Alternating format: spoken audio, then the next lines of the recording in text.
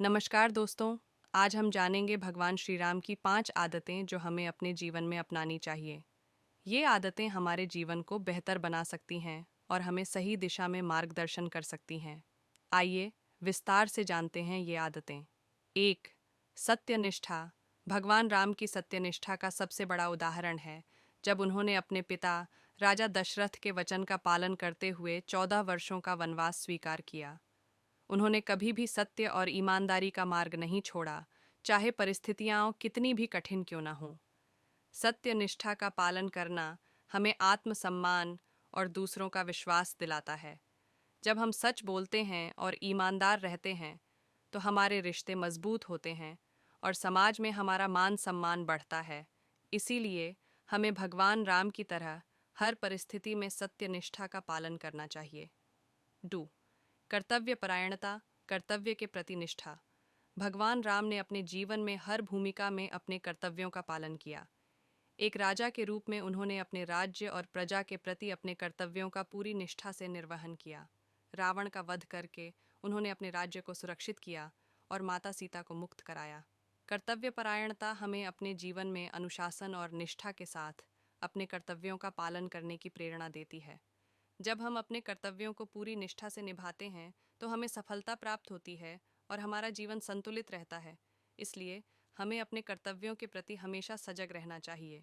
3. धैर्य, सहनशीलता। भगवान राम का धैर्य और सहनशीलता अद्वितीय थी। वनवास के दौरान उन्हें अनेक कठिनाइयों का सामना करना पड़ा, लेकिन उन्होंने कभी भी अपने धैर्य को नहीं खोया।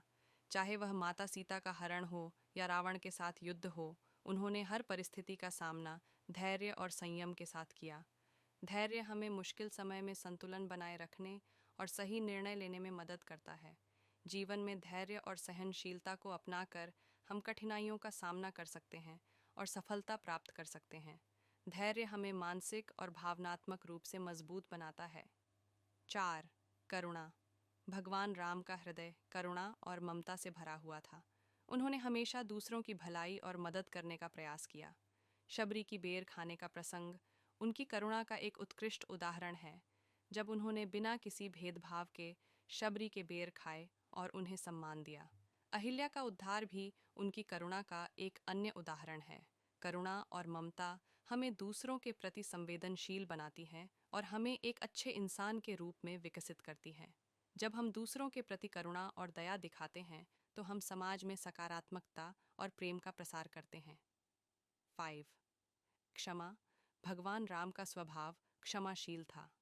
उन्होंने अपने दुश्मनों तक को माफ किया। जब विभीषण ने रावण के खिलाफ जाकर राम का साथ दिया, तो राम ने उसे खुले दिल से स्वीकार किया और उसे लंका का राजा बना दिया।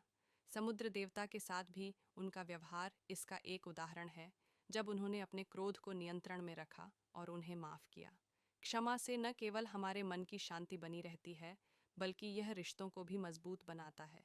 क्षमा करने से हम अपने दिल को हल्का कर सकते हैं और दूसरों के साथ हमारे संबंध बेहतर बना सकते हैं। तो दोस्तों, ये थी वे 5 आदतें जो हम भगवान राम से सीख सकते हैं और अपने जीवन में उतार सकते हैं। यदि हम इन आदतों को अपने जीवन में अपनाएंगे, तो न केवल हमारा जीवन संतुलित और खुशहाल होगा, बल्कि हम समाज के लिए भी एक प्रेरणा बन सकते हैं। धन्यवाद।